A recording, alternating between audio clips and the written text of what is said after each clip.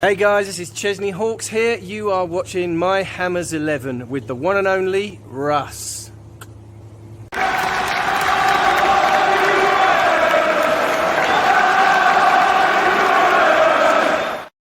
Hi everybody, Russ from the West Ham Network. Hope you're all safe and well. If you're new around here, give it a like, give it a share, give it a comment, give it a subscribe. Become a member of the West Ham Barmy Army. Now this is to let you know that this video is actually a pre-recorded interview, but I'll be in the chat responding to all your questions and comments. But just wanted to let you know that this is a pre-record where we interview first team West Ham player Neil Orr. So I hope you guys enjoy. And as I said, we'll be commenting and replying to your comments in the chat below. Take care, everyone. Much love. Another ex-Hammer. We've had over 80, and I'm really, really pleased to get Neil on. Neil made 175 appearances for the club, scoring. I've written it down. Oh, where's it gone? Scoring 5 goals in a 5 year, 5 years roughly at the club, from sort of 1982 to 1987. It's Mr. Neil Orr. Hi, Neil. How are we, friend? I'm good, Russ. Thanks very much for inviting me on. Absolute pleasure. How have you been? How's the family? How's everyone? Yeah, we're fine. Difficult times, as you know. I spent 9 years in Australia. We had a lifestyle change, moved out to Australia, and we moved back just at the beginning of the pandemic. Yeah. The intention of moving back out to Australia, so it didn't happen. No. We decided to kind of just move back into our own house, and I have my family here. So my son was in Australia. He's now here. My daughter's here, so we're all together, and especially at this time, it's so difficult. Or has been so difficult. It makes things a lot easier. So yeah, I'm good. Thanks. Yeah, it's one of those things, isn't it? Australia just seemed to, I think, and New Zealand actually, they're just, I think there was one. I think I was reading yesterday that in the New Zealand president, there was one case of COVID, and they basically did a 3-day lockdown based on one case. Incredible. Well, that's what they're doing. Yes. Yeah, they went the other way. They just went complete shutdown, trying to eliminate it, and whatever. Australia weren't far behind them, but it's catching up on them now. So yeah, no, it is. It's one of those things where it seems where we tend to be sort of slightly going the other way. I know you're in Scotland where it's a slightly different, with Mrs. Sturgeon, so slightly different in terms of where we are too on the scale. But things are starting to open up a little bit, aren't they? A little bit, and I think the weekend that's just gone with all the football and stuff, seeing fans back in the stadium, it sort of seems the first step in the right direction. Do you know what I mean? Oh, it certainly is. I think the fans back in the stadium, the players seem to respond to it the weekend there. Yeah. And it has been a bit soulless watching games, and all you're hearing the recorded noise and things like that. So yeah, we're moving in the right direction. Just back to Australia, my colleagues over there are now, within the last couple of weeks, their programs have all shut down. So we are coming out of it, and they're going back into it. Yeah, no, it's sort of like yin and yang, isn't it? It's sort of like where we had it for so long, and they had foot, and I saw a lot of, we had quite a few of the Scottish, of the Australian guys on there, like Richie Garcia, who's at Perth, and various others, and they've, they say, oh, we've been locked down for a week now. Oh, my heart bleeds. 15 months we were locked in, and stuff like that. But yeah, I know what you mean. Also, for example, West Ham on Sunday, something like 21 attempts in the first half. It really does seem to galvanise the players, having fans back in the stadium, which makes perfect sense. Absolutely perfect sense. Yeah. Well, it certainly were very positive, and 3,000 away fans. Yeah, I believe 3,000. Is that right? Yep. Yeah. No, West Ham have always had a good travelling support, but it's a different one to motivate when there's no fans in the stadium. But you get 3,000 backing you and supporting you, and they obviously responded to it, got the right results. So yeah, very good. It was nice. It was nice to see people on Facebook and Twitter, they're sort of, getting up at 5 o'clock in the morning to get to St James's Park and stuff. It was nice. It was nice. It was really, really good to see. And yeah, we've had some really good reports from people. So, yeah, it's good. Yeah, it's a challenging first game, isn't it? All the way to Newcastle. So yeah, and a better result than last time we played, because last at the beginning of last season we lost 2-1 at home at London Stadium to Newcastle. So it's Yeah, we'll see what the season brings. Yeah. We'll see what the season brings of European football and everything else. And Martin Noble's last year. It's going to be an eventful last season, that's for sure. Yeah. So we look forward to it. We look forward to Uh-huh. the fans back. It's all good. So as I said, for some maybe the less experienced fans, we'll call them the less experienced fans. Neil played from sort of 82ish to 87. So in modern terms, quite a particularly the boys of 86 season, obviously that's the single best season we've ever had in the league. So and made a hell of a lot of appearances as well. But for in terms of joining West Ham, Neil. So obviously you was at Greenock Morton, and how did it happen? Greenock Morton to West Ham? Good question. Very good question. It's certainly, I mean, it happened very quickly. It happened very quickly, Russ. I mean, 1982 was a year. It was a hard winter. It was a hard winter. There was only actually one game on the Saturday that I signed for West Ham. There was only the one game on in the UK. Wow. And it was because Rangers were playing Celtic. Rangers had undersoil heating. So we had at Morton, we played the reserve fixtures.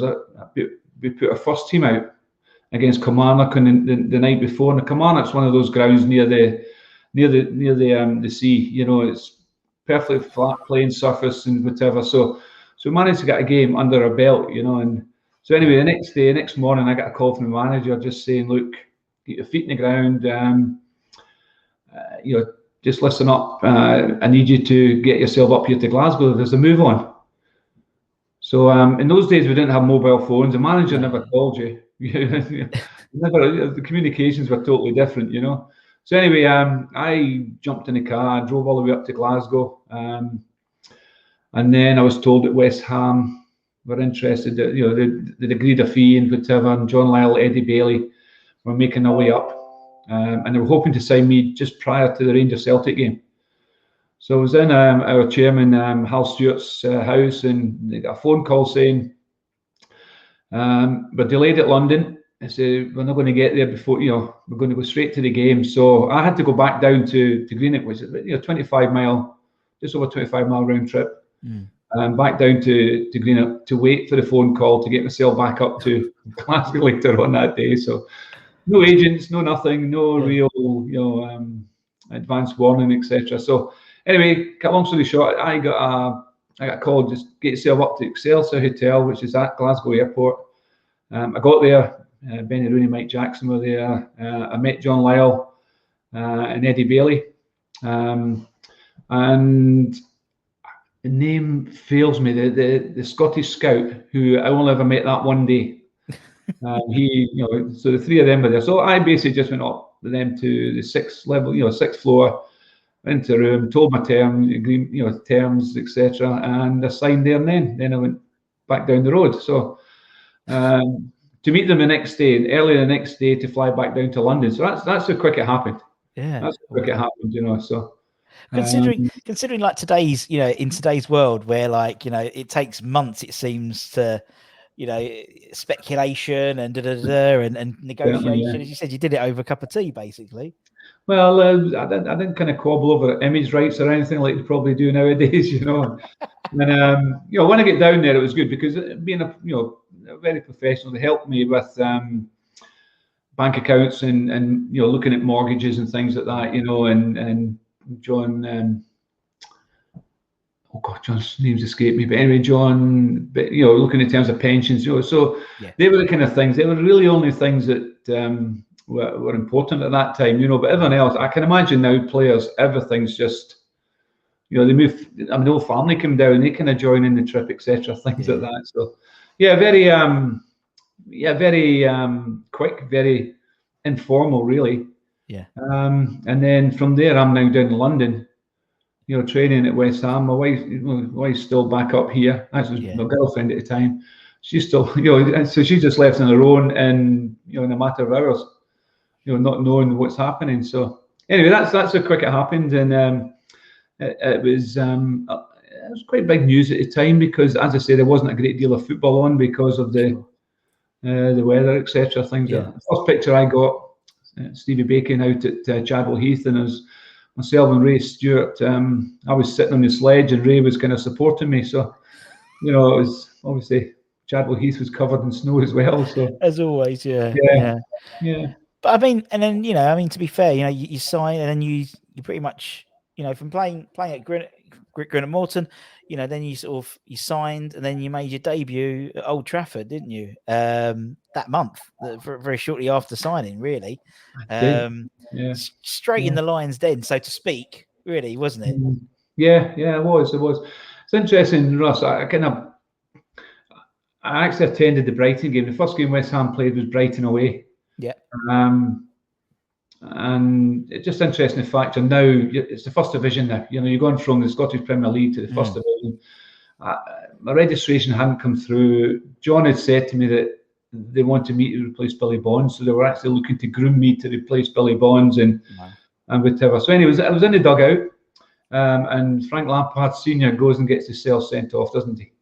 Yeah. So next minute, John appears from upstairs, and he's now in the dugout making changes with Mick and Ronnie Boyce, and then obviously it was a tight squeeze. So he asked me, he just said, "Look, Neil, can you go up and just take my seat in the director's box?" So I got to the director's box, and he told me, up next to the mention a name. So I got up there and I sit down, started watching the game, and this gentleman next to me is talking away. He said, "Oh, I see you've done this, and And I had to say to him, I said, "Look, this is John's stayed in the dugout. He's just sent me upstairs." So anyway, the gentleman turned around and said, "Oh, you're the young lad or just signed." I said, so it was Ron Greenwood, the then England manager. So he thinks he's talking to John, but he happens to be talking to me. So brilliant, love it. Yeah. So the downside was we lost the game. We lost the game 1-0. We're down to 10 men. And then you mentioned my debut. The next week was it was a cup tie against Watford. Sure. At Vicarage Road, we lost that game. We lost 2-0. I played my first game in the reserves at Ipswich that day. Yeah. And, the team hadn't in great form, etc., that kind of thing. So I was introduced to the squad for the Old Trafford game and I played. And, we unfortunately lose. We lost a goal 7 minutes to go. Lost 1-0, but a great experience. Great experience to certainly play there. Home debut was the following Saturday, and that was against West Brom. That was a better experience. So yeah, I'm glad we won at home. Yeah. And it's also in front of I don't think I can ever comprehend it. As you said, you went from from playing SPL to playing in Division 1 and playing with against likes of Man United, and I think very early on you played Man City as well, and some really sort of big clubs as well.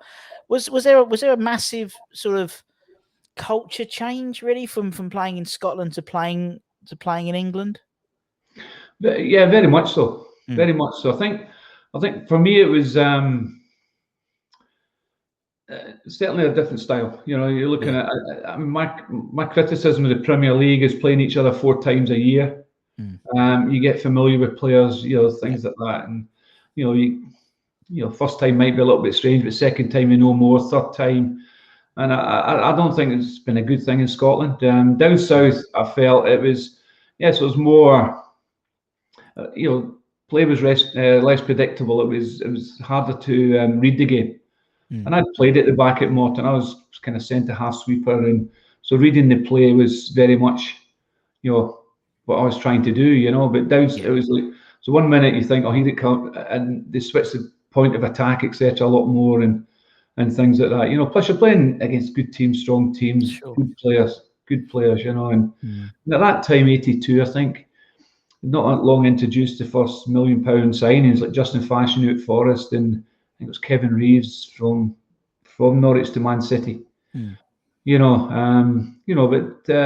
certainly was and again, as I said, John had felt I was to replace Billy Bonds. Now, obviously with the results they had, 1 or 2 injuries, I was now in the team. I played 24 games from my Man United debut. I played 24 games at the end of that season. So I don't think Johnny expected to put me in that quick and things like that. So quick adjustment. Quick adjustment, and it's certainly a good experience. And obviously you mentioned that John sort of saw you as the successor to Billy. that must. Did you feel pressure that he thought that of you? Do you know what I mean? It's like, because Billy Bonds is Billy Bonds, you know, particularly, you know, he's got a stand named after him now. You know what I mean? So, you know, was that added pressure onto your shoulders when he told you that, or was it like, or did you feel like, you know, £10 million really, because you thought, God, that's how highly John thinks of me? Well, I wanted to play. Yeah, I didn't really want to wait for Billy to, you know, that kind of thing, and you know, and I think that's part because I used to playing regular at Morton, and you know, and as I say, I don't know how it worked out. You know, we had injuries, and Billy was one of them at one stage. You know, so my, you know, introduction to the first team was you know, if John was thinking of getting me ready, then it was a little bit quicker than that. I mean, and the strange thing is, I mean, I left in '87 and Billy was still there. He was still playing, you know. So, but the way for him to retire, I would never have played, you know.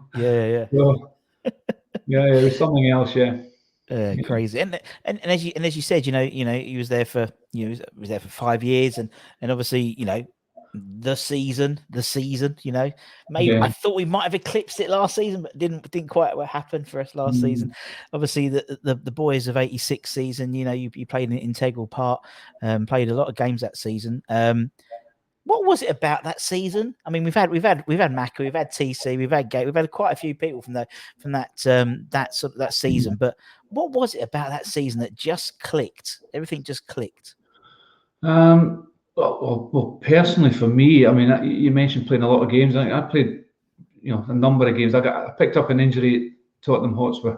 It put me out for a bit, but didn't miss so many games because obviously there's games cancelled and whatever. But it did, you know, Jeff Pike came in and did well, and then Jeff got injured and I came back in. But I think, I mean, we were in other, you know, we used 14 players that year.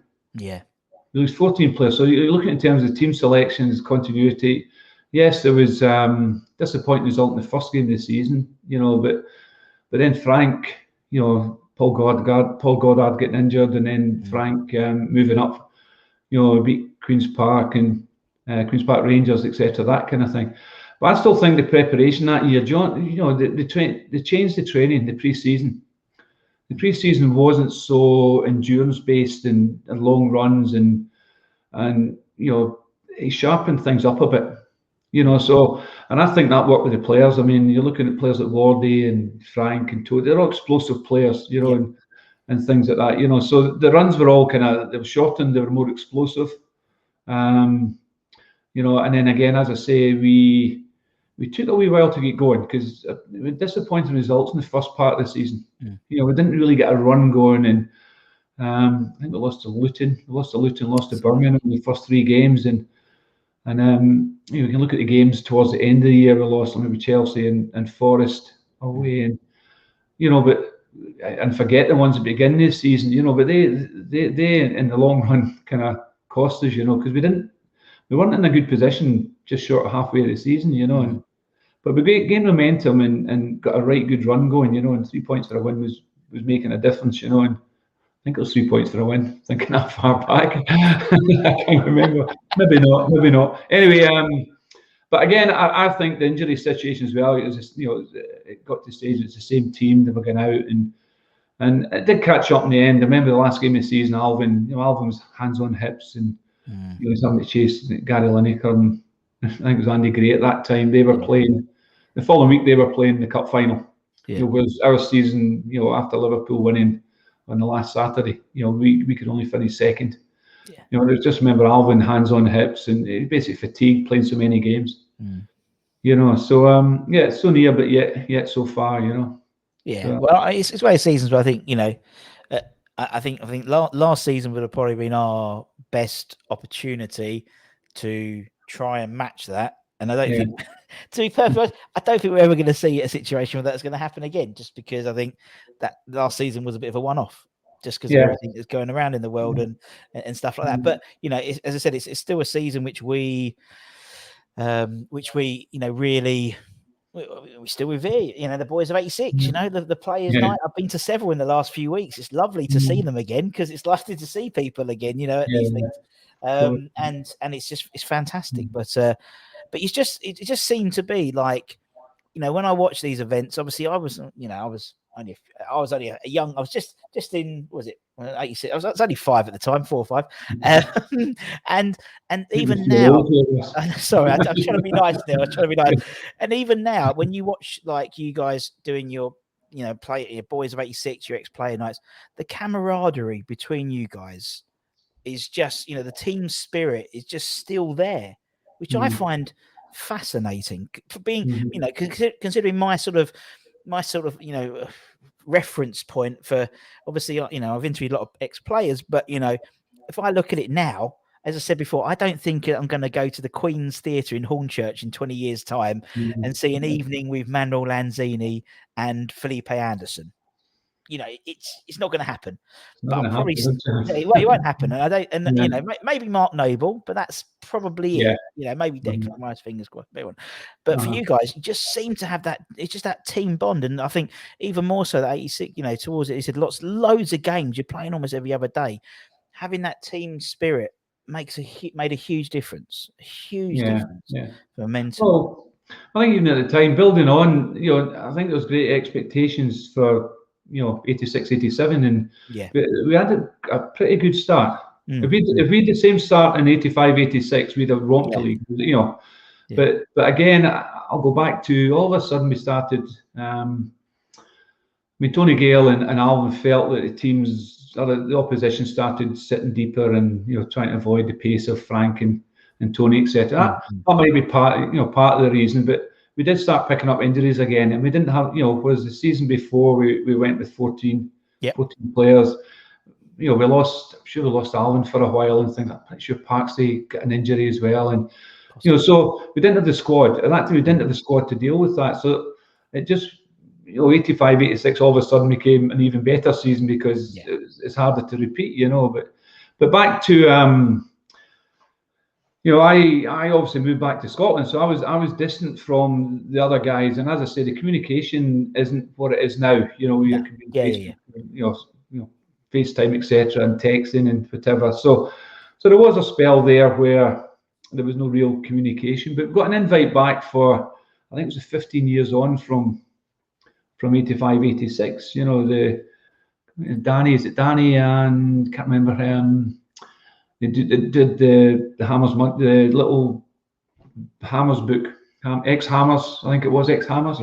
Oh, okay, yeah. And then it was a well supported function, and then I got a call from Tony Cotty saying, "Look, we're thinking of getting together. We'll look to hold a few functions, but we manage it rather than other people managing it." So for a number of years, I moved to Australia 2011, so I think there were 9-10 years there. Me being up here in Edinburgh, just outside Edinburgh,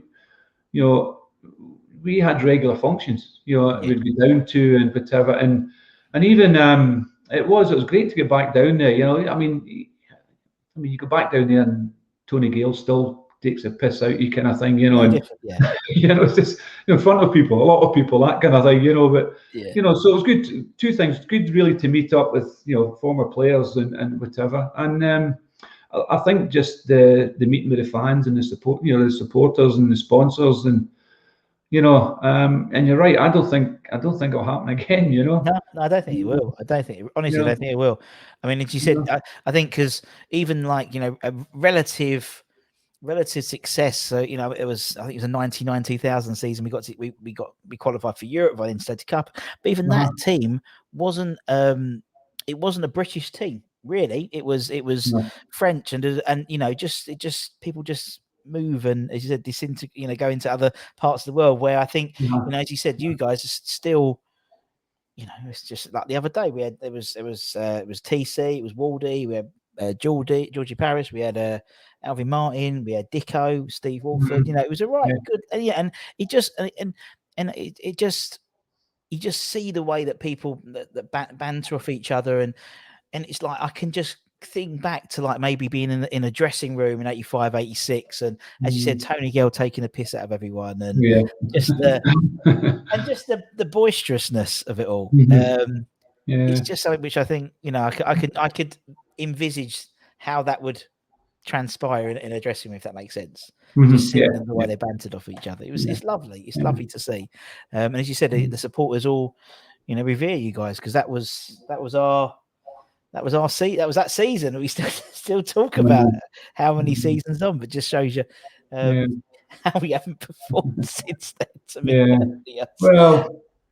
Well, in saying that, not just since then, but before then, Yeah, I was amazed that our highest position previously was fifth. I think was it fifth yeah, something like with that. Bobby Moore, Jeff Hurst, and Martin Peters on that side. So it's Yeah, it just shows how tough a league it is. yeah, totally. And again, I think they're looking at it in terms of needs a bit of luck as well as the ability there, but a bit of luck. And we had it, I think, with a few injuries and whatever. But the demands towards the end of the season, because we're playing so many games coming thick and Yeah. fast, that could have backfired on us. But it seemed to give us a little bit of momentum, and we got a run going. And it was very little training. Then we're into the next game, and then into the next game, and there's a couple of disappointments in between. But if you look at the run we did, go on. It was something else considering and I'm looking at modern players now, the way they're resting them and the big squads, and players coming on a minute into injury time, and there's 4 minutes. Some of them don't touch the So ball. true. They get interference, So Yeah. we're really having to value our substitutions and get it right. So Yeah. Where now they're just used almost as sentimental things, isn't it? Yeah. To give someone 5 minutes. We're actually back in the day where you had one sub or you had to actually make it. It was an integral part of the game, isn't it? Yeah, It was like I think looking back at West Ham season last season, I mean, probably one of the reasons why we did so well last season was the same with you. Got no injuries. We didn't really have any major injury. I mean, Antonio was out, but he was sort of capable. We never until right at the end when it was all mattered and Declan Rice got injured, and sort of we would have probably been in the Champions League, I think, if Declan Rice hadn't got injured that last season. But it was that sort of continuation. You know what the team's going to be 99% of the team, and I think Moisey's brought this sort of team spirit back into the. Because he's Scottish, Neil. That's basically what it is, isn't it? He's good old Moisey. I love it. He's bringing back a real team spirit with the team, which is nice to see. Well, yeah, I think it's taken a little bit of time, and it's difficult coming in and told to we need to stay up. That was the first time he was there. It's difficult. Do you go all out looking for results? Do you have a strong defence and make sure you're hard to beat and pick up points here and there, and then to come back in? I mean, it did take a little bit of time, but you managed a couple of good signings there. Yeah.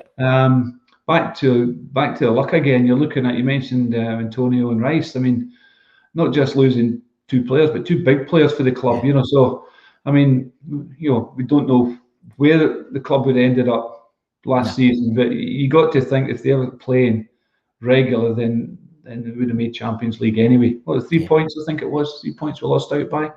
Yeah. In the end. Yeah. So but it's it was. I mean, and again, looking at that result on Saturday, that's a good start. It was, certainly a good beginning. So fingers crossed we can. In a season when I thought I could have put not money on it because I don't do that, but thinking that every home I was going to think every home team's going to win the first few weeks because they've got 50,000, 60,000. So it's not like just last season where it was like basically two teams playing each other in a stadium, could be anywhere. But now with the fans making a big impact, I thought it might take time for teams to adjust a little bit. But we've got Leicester on Monday, and then Palace. We've got 2 home games now, so who knows? We could really capitalise it and see what happens. I think 60,000 fans back at the London Stadium singing Bubbles. It's gonna be emotional. It's gonna be emotional.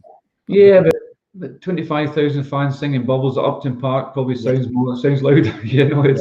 And I think that was a problem the club have had is winning at home.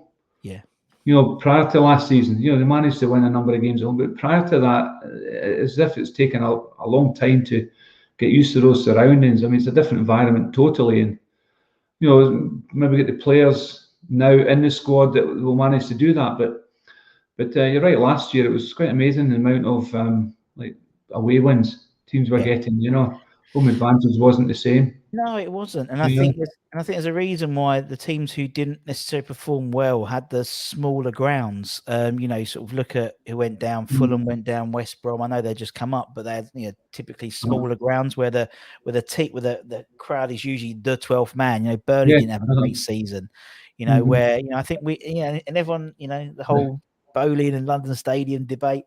Playing a bigger stadium, we're sort of used to it being a slightly more spacious than Upton Park, for example. So we'll see what happens when it's fit with 60,000 people on Monday. But we're not going back, are we? So it's I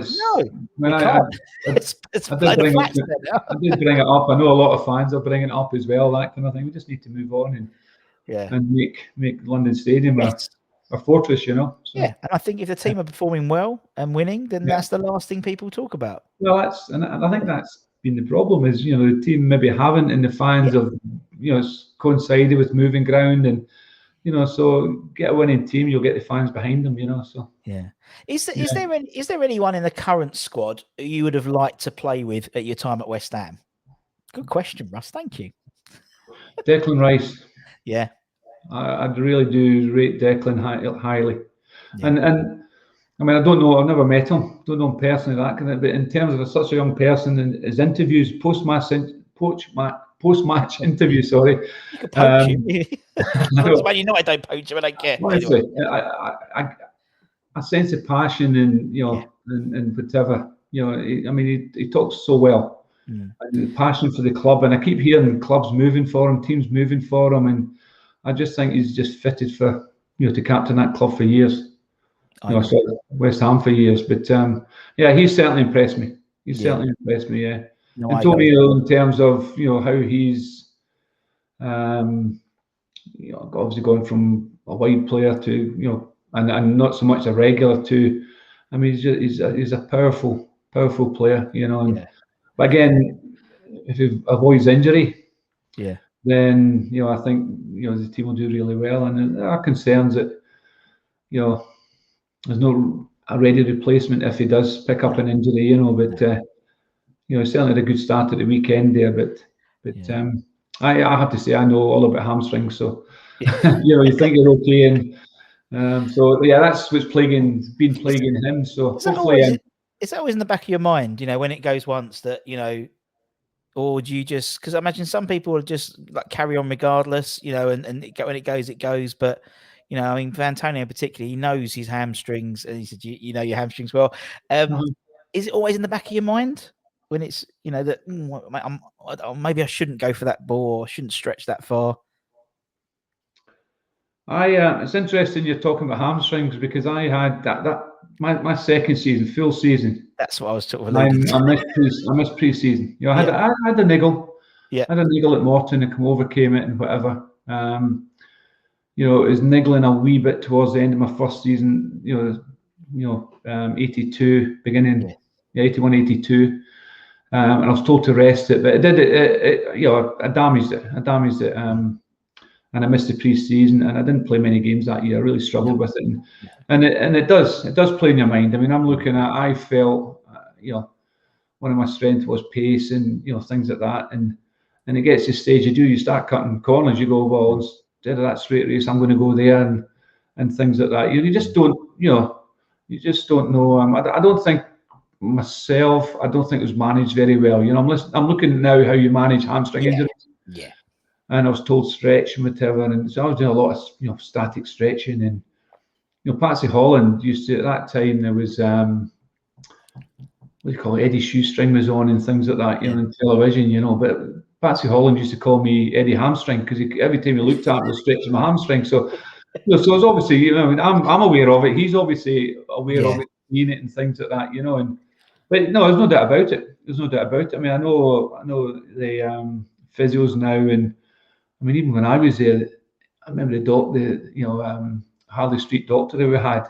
He said, "No, we can't. There's no surgery for hamstring." But now Harry Kane got surgery in his hamstring last year. Yeah. So he kind of moved on with science and medical science, etc., and things like that. But it does, at times, other times you feel fine. Certain grounds, it's a problem. We played in a lot of heavy, muddy pitches. Yeah. Even training, whatever, you're aware of, because you're looking at it in terms of your footing and things like that. So it certainly was my second season. It caused me a problem. It took me a wee while to get over it. I got quite a strong pre-season the next year after only having started 9 games. Yeah. And I had quite a strong pre-season. But the day before we went to, we're due to go to, I can't remember, Germany or Holland. Just remember just finishing off sprinting with Dave Swindlehurst, and I really felt good. And the next day, my thigh, I felt my thigh, so that knocked me back a couple of weeks. And again, again, I think the problem was because of timing of that. I didn't manage it right instead of resting it initially, and whatever. I went on the trip. I didn't train with the squad. I was doing my own training. So you're looking at terms. I think now you're looking at modern science and the rehab is so much more thorough and professional than it was years ago. I mean, Rob Jenkins was in the club at that time on his own. Because I don't know how many physios they have at the club now. No, and the rehab and things like that. So I mean, I went back to college and then university and got a sports science degree and things like that. So I wish I'd done that before I actually started playing professional football. I'd have been able to manage it a lot better myself. But again, it's all part and parcel of the game. Is injuries, and it's how you manage it and things like that as well. So that was Patsy Holland trying to humour me in terms of calling me Eddie Hamstring. Eddie Hamstring, I love it. I love it. So I love Patsy. He's lovely bloke. And obviously, and then after West Ham, you went to Hibs. We don't really talk about afterwards, but I like to ask: was it a struggle? Obviously he's playing for West Ham for a few years and then going back to Scotland. Was it always you wanted to go back to Scotland, or was it just Hibs came in for you and it seemed the right move at the time? Yeah, I think it was just. I think after 85, 86. I think everyone expected a good season the following season. Yeah. And as I say, we got a good start, and then there was injuries, and then we got a couple of bad results, and then John went out and bought Stuart Robson and Liam Brady. So I'd played most of the games up to Christmas. Yeah. And then I played a few games then. Myself and Alan Dickens didn't really play at that time. I think Jeff had gone to Notts County, Jeff Pike.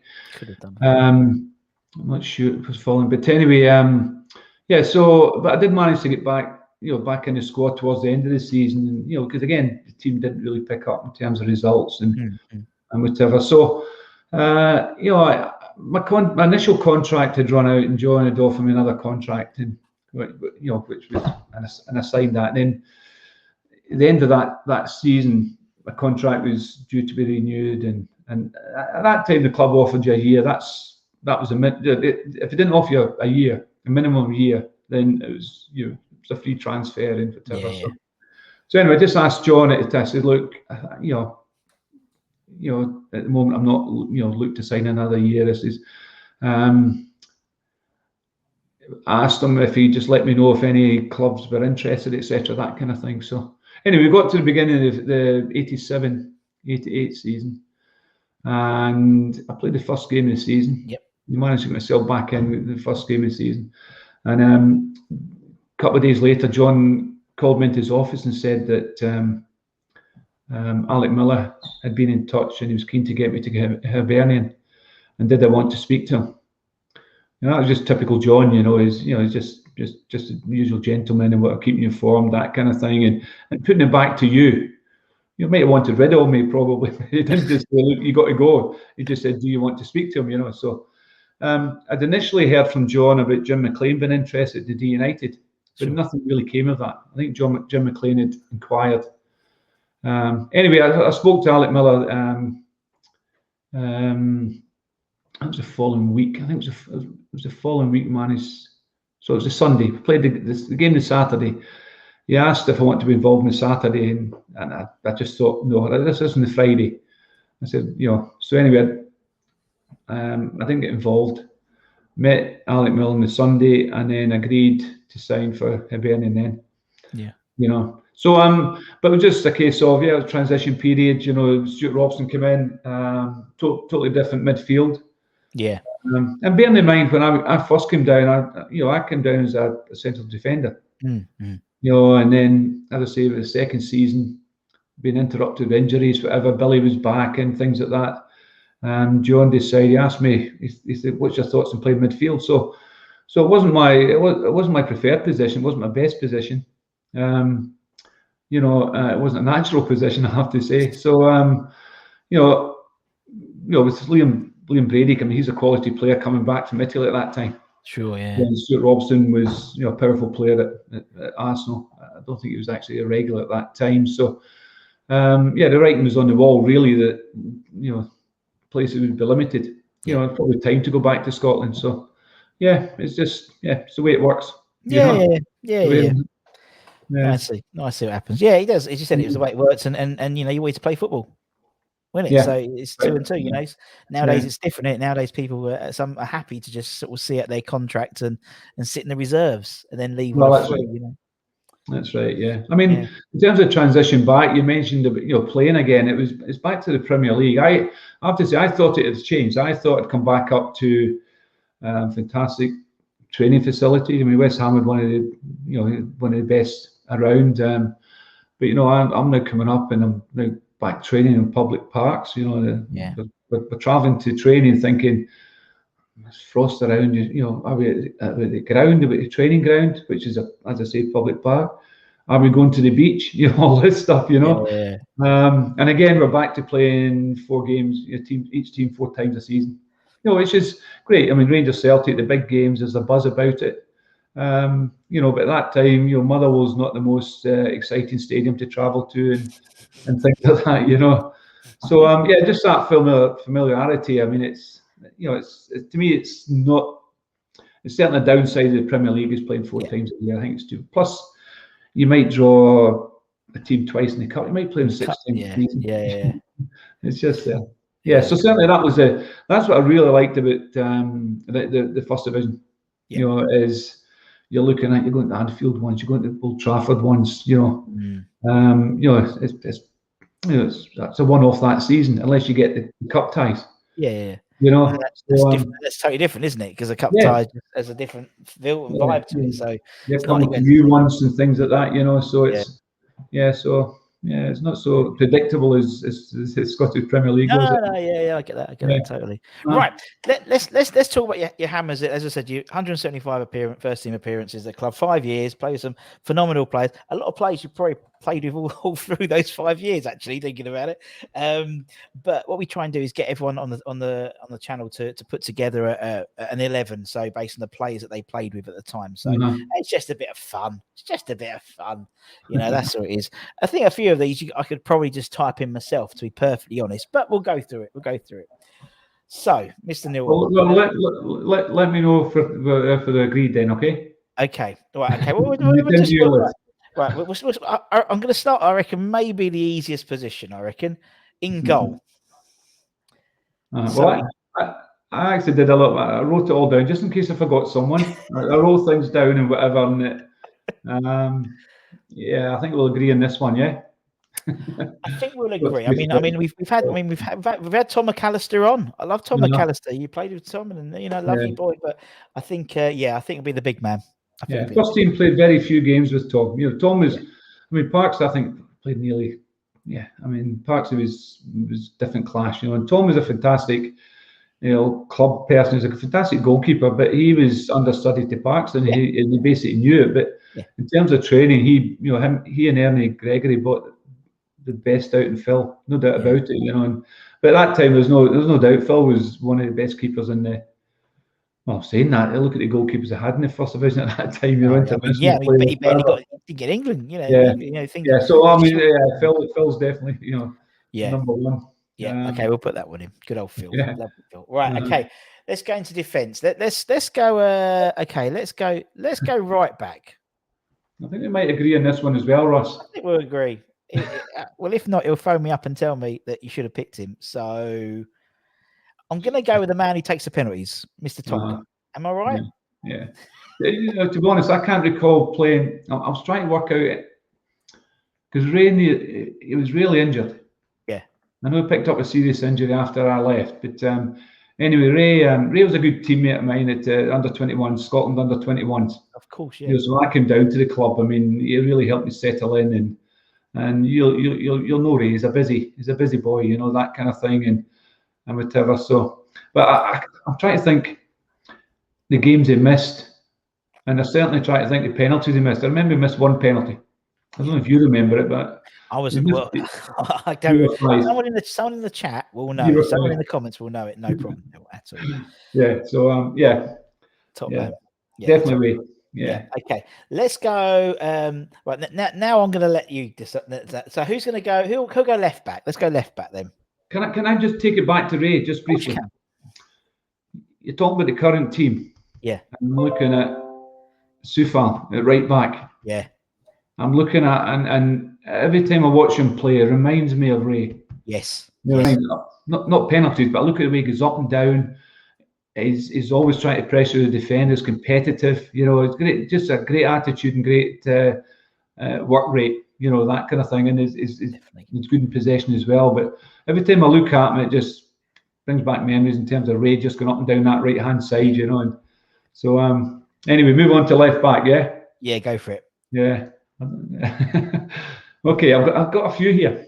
Okay. You know, listen, but again, over a number of years. So we're looking at in terms of Frank. When I first came down, the first season was Frank. You know, Frank Lampard, senior, obviously. You know, terrific player. And again, at that time, a lot of I think Alan Devonshire brought a lot. You know, two of them can complement each other very, very well. You know, that kind of thing. You know, and Frank was shrewd enough to give the ball to Dev and then just just overlap. Cozy all round. You know, Dev went inside, Frank went outside, and eventually the ball would maybe, you know, at times the ball would end up with Frank. You know, so then we got Frank, Paul Brush, Steve Walford had a spell in there, Georgie Paris 85-86 season. Yeah. Now George, you know, I've got to go with Frank. I've got to go with Frank because I didn't play long enough with George. You know, and I know I didn't play a great deal with Frank, but just in terms of being a legend at the club, and you know, I'm pretty sure he's remembered as that and whatever. And I did enjoy playing with him. Yeah, I just think we've seen with Lamp Senior. I just think he doesn't get the accolades that he deserves, considering, you know, there's very few people who have won an FA Cup medal, played for West Ham, and he just doesn't get. And he's the second highest, you know, at league appearances for the club and stuff like that. But no, he's just that's my goal, to try and get some more recognition for him. I think unfortunately his time at the club and, you know, his son and stuff like that has maybe tainted his legacy, which is not fair. Which wasn't fair. Yes. But right. just with Frank, I mean, I was towards the end of his career. You know, I'd love to play with him. You know, and I just remember Frank at training. You know, he used to come down with spikes and whatever, and pretty sure it was spikes. I'm sure it was spikes. Yeah. And I think Frank Junior did the same at some stage. Yeah, used to go down and work on his sprinting and things like that. You know, but I mean, Georgie Parish. I mean, Paul Brush was steady. Steve Walford did well. I mean, there was a wee spell there when I think fans got on the back. All of our backs at times, that kind of thing, you know, and Steve was very much a confidence player, but he was a good, you know, plus again, Steve plays centre back as well. Yeah. And George reminded me of, I would say probably a young Frank. You know, George would just take off sometimes. He would just take off from left back, and he loved going forward, you know, and it's one of those, he just seems to arrive at the right time. Yeah. But again, it was 85-86. George came in after, it might have been the second part of the season. Something like that, coincided with when we started to get a good run going, you know, but I just played with Jaws the first part of the next season, and then I, you know, I wasn't in the side, and I moved on. You know, so Frank edges that one. Yep. Okay. Centre half. So who's your first centre half? Well, I'm going for Alvin and Tony. Alvin and Tony. I would have guessed that. Alvin and Tony. I think they come as a pair, really, don't they? When you talk about. Well, I did at that time. I've got Bonzo in there. You know, I've got Bonzo in there. You know, but. I just think the centre backs at that time, you know, and again, it just shows how we missed, you know, that partnership when Alvin got injured the following season, you know. Bearing in mind 85-86, I think it was Alvin got suspended one of them gets suspended, and Paul Hilton came in and played 2 games. And it was only 2 games. You know, again, we used 14 players. Paul was one of them. We only played 2 games that year, and we won both games. You know, one of them I'm sure was Chelsea away 4-0.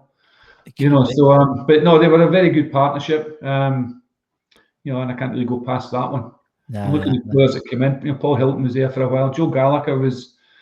Joe Gallagher wasn't there that long, and Gary Stroder came in. They were kind of, you know, John had injury problems and went out and bought a couple of centre backs and whatever. But you know, Alvin and Tony Gale was, they always used to say Gailey was another Bobby Moore, you know, that kind of thing, and whatever. You know, he wasn't blessed with pace, but he certainly read the game. His distribution was good and whatever.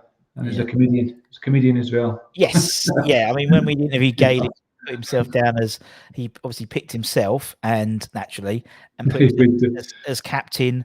You like to do that? Well, he did. You can pick yourself if you want. He picked himself. He put himself as captain, penalty taker, free kick taker, manager, first team coach. As you could imagine. And you're right. Paul Hilton did play in that 4-0 game at Chelsea.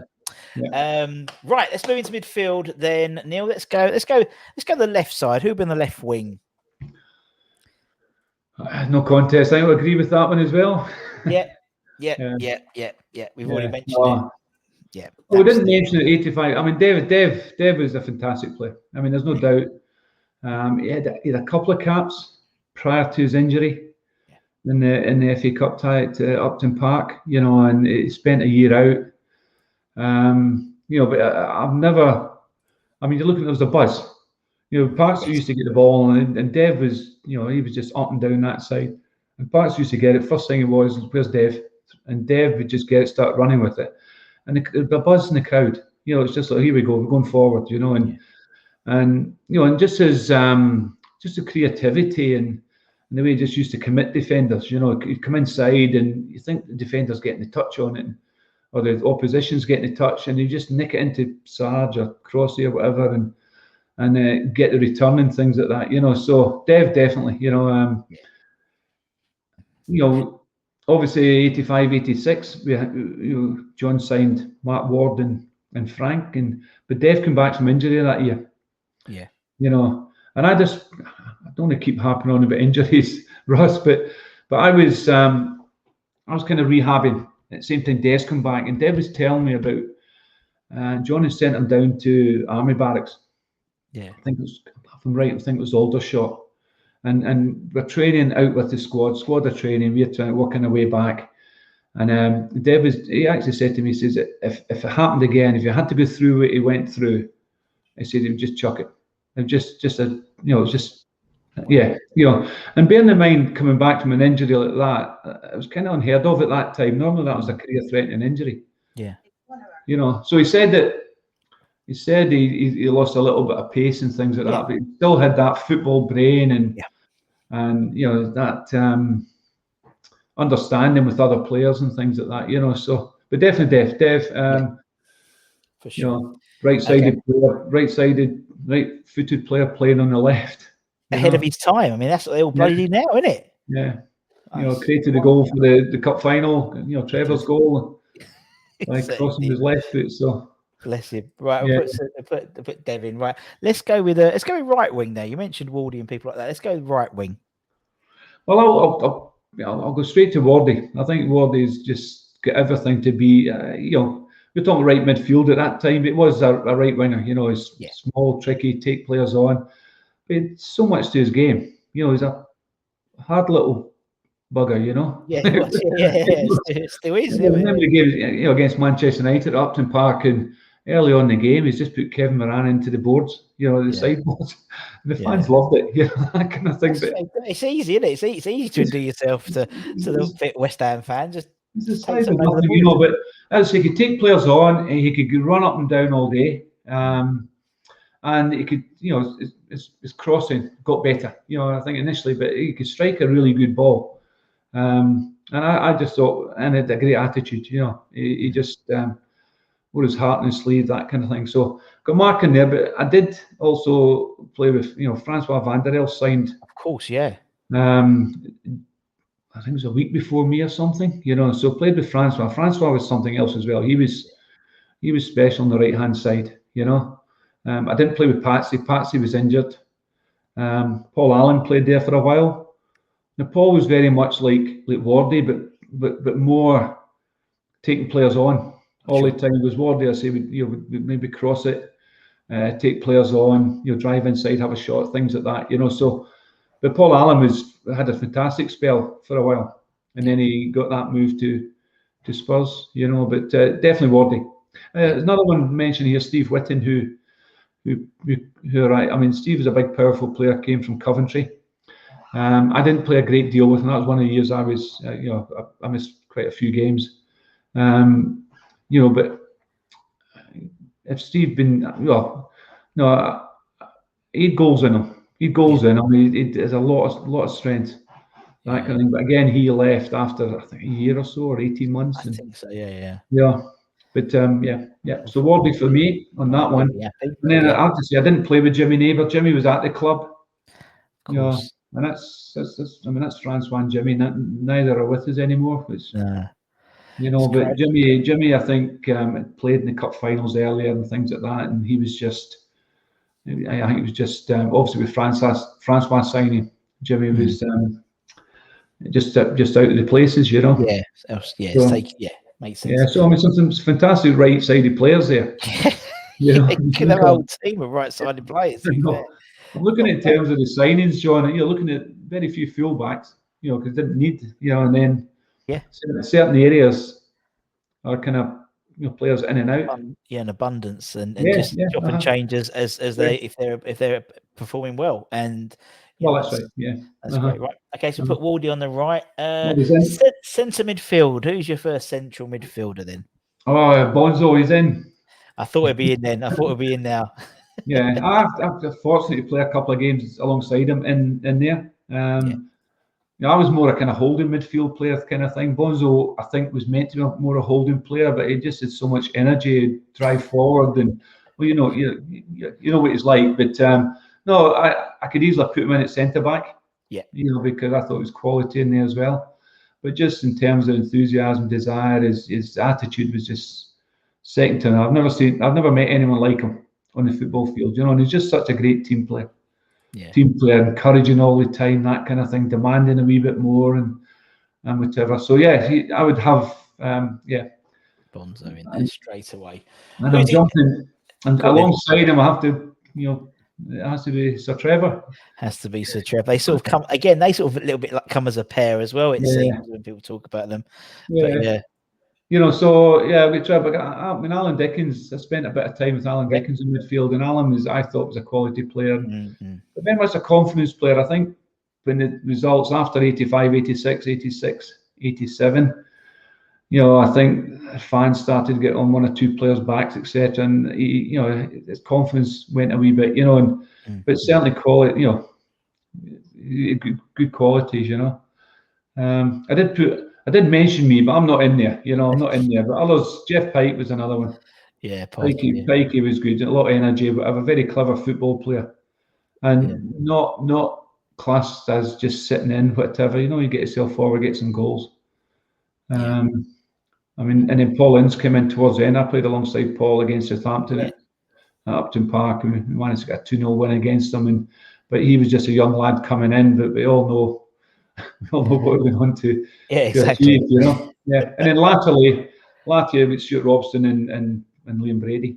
Yes. Yeah. I mean, in terms of like Liam Brady, obviously he's there for a little bit. Obviously coming from Italy, but when we spoke to a lot of people who played with him when he came back, just a phenomenally gifted. I mean, he wasn't as sharp as he was at in his Arsenal days and stuff, but still a phenomenally fantastic player. Really skillful player. It's a player I think we don't necessarily, I think people not forget that he played for us, but it's almost like now in history, you certain people, and then when you talk about them again, you go back and watch them and say, he was still bloody good. He was still bloody good when he played for us. Well, Trevor get criticised, I believe, but not defending. Yeah, and things, and I mean, when I was in there, I felt my role was in terms of the opposition won the ball, that kind of thing, you were looking to, to prevent a quick break forward or whatever. Or if you won the ball, you were getting it to what you class as your creative players, etc. That kind of thing. But Trevor was, in fairness, Trevor would drop back in, and it was probably a little bit harder in those days because most teams played two in the middle. And they did have this defend, a lot of time defending and attacking style, and it was the same with Stuart Robson and Liam Brady. Stuart, I think, was brought in to do the kind of sitting role, I believe, but Stuart was a really fit player. He was. I know Bonds was older, but the two of them were leading the pre-season training. Yeah, they had a fantastic engine on them, and you couldn't tell Stuart just to sit in and be, just think of shoring things up and things like that. And I think that backfired on John, is that Stuart would get it and start running with it and going forward, and then you had Liam, who didn't really backtrack and defend. So you had a problem there. That kind of, so the balance wasn't quite right, even though individually they're both very good players. Sometimes that happens, doesn't it? Sometimes you can't get the I mean, in England, your England side, you were sort of Frank Lampard Jr. and Steven Gerrard never could work together, despite being two of the best midfielders in the world, really. And it could never quite work, could it? So it does happen at times. Try to squeeze Paul Scholes in there as well, and and Michael Carrick as well. Jesus, I know. In abundance, God bless him. Right. Okay, up front. This will be interesting. Who's your first forward striker, whatever you call it? You can go. Well, Frank scored more goals than Tony in 85-86. He did. But Tony's just a immense finisher, so he was. I think so. Well, you're saying first striker. They have to come together, I think, don't they? Well, you can put them as a pair. Yeah, you can put them as a pair. Well, I'll go Tony. Yeah. I mean, Tony was just I think a superb finisher. That kind of thing.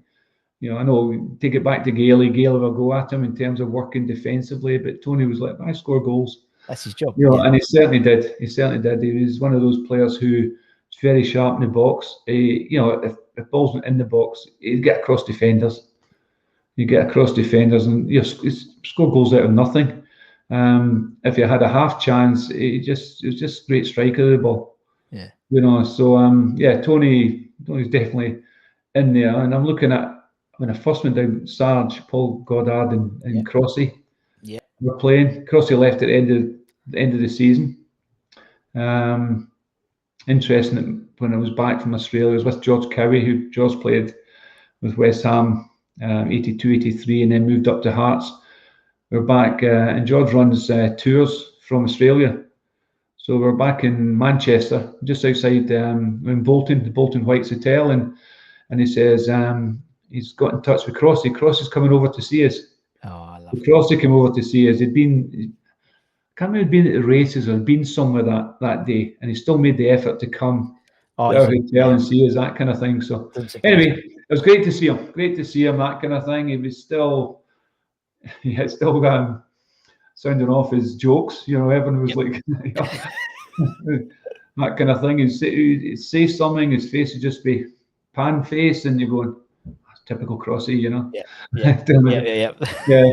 So Sarge moved on. Obviously, he suffered because of Frank's emergence, that kind of thing, and so I didn't play a great deal with Sarge either. And then the second year when I got injured, Sandy Clark came down. I didn't play a great deal with Sandy. Sandy did well. Sandy did really well initially, but he picked up an injury, and Sandy being Sandy, he was playing with an injury, and he was struggling a wee bit, and then things went, and the fans started to have a wee go at him, and then Rangers come in for him, and he left at the end of that season, so I didn't play a lot there. Dave Swindlehurst came in as well again. Yeah. Dave did well. He played alongside Steve Whitton at that time, but again didn't stay too long. But you're looking at Tony was there for a number of years, and Frank was there for a number of years as well. Yeah. So good strikers in there. But again, as I say, in terms of longevity, I didn't play with Sarge for any length of time. Dave Cross, Sandy Clark, or Dave Swindlehurst. So. But Tony's a favourite on that one in terms of goal scoring. He knew what the goal was. Yeah. TC. Good old TC. I know. So are we going to put? Are we putting TC and Macca to get up front together? Yeah, must do. Must do. Keep him happy. Must do. Must do. I haven't put anyone alongside Frank because I've obviously mentioned Sarge and Crossy and McDiver, you know. But again, as I say, you know, I really had that season and a half, full season and a half with Frank, nearly 2 seasons. And when I was kind of just before I retired, I was at St Mirren, and Frank came up. Frank was and Jimmy Bone, the manager. You had known Frank before and things like that. And Frank had, obviously, he's winding down and whatever. So he came back and was played alongside him at Love Street for a couple of months, you know. Yeah. So Frank. I think if the fans really appreciate his work rate, etc., and things like that as well, you know. And he certainly scored a lot of goals that 85-86 season. Certainly did. Did. And I love a boomerang player. A player who goes and comes back, you know, and obviously Frank and TC were both boomerang players. That not a bad team, Neil. Not a bad team. It's interesting. When I went back to Hibernian, when Frank left West Ham, he signed for Celtic. He did, and I ended up playing against him at Parkhead. So, and then again at Easter Road, you know, so I had a few tussles with him. You know, it was always hard to play against, that kind of thing. So, and then as you say, he went back down to the Hammers. He did. He certainly did. Absolutely did. Neil, it's been an absolute pleasure. Thank you so much for your time, my friend. It's been an hour has flown by without really even blinking. So thank you. Yeah. Thank you so much, man. No problem whatsoever. Can I just ask a question? Of course you can. Out of that team, how many did we agree on, or did you think? Wait, where is it? Let me bring it back up. I reckon we had 2 initially, first 2. Yeah, I mean, to be honest, to be perfectly, the only ones to be honest, I'll be perfectly honest, Neil. I almost typed this up before we started. I could probably guess the team, but the only one I didn't put in was Wardy in because I didn't know whether he's going for Wardy or Van der Els. So that was it. Pretty much the rest I put in. But yeah. Yeah. Well, again, it's 5.5 years, which kind of flew by. Yeah. As I say, I had a little spell, you know, a couple of frustrating injuries and recurrences, etc., that kind of thing. So, you know, a lot easier for me than somebody who was there maybe 10 years, 12 years, you know, and I think I've named quite a few players I played with, but, you know, but not over a great deal of time, that kind of thing. Exactly, man. Exactly. You know, so. Brilliant. Anyway, thanks very much for inviting me on. Thank you. I'm just going to sign everyone off and say thank you for everyone for watching. Myself and Neil, take care, everyone. Stay safe, wash those hands, get those jab appointments. Come on, you irons, and we'll see you again very, very soon. Thanks, everyone. Hope you enjoyed the interview. Go on, you irons. There you go.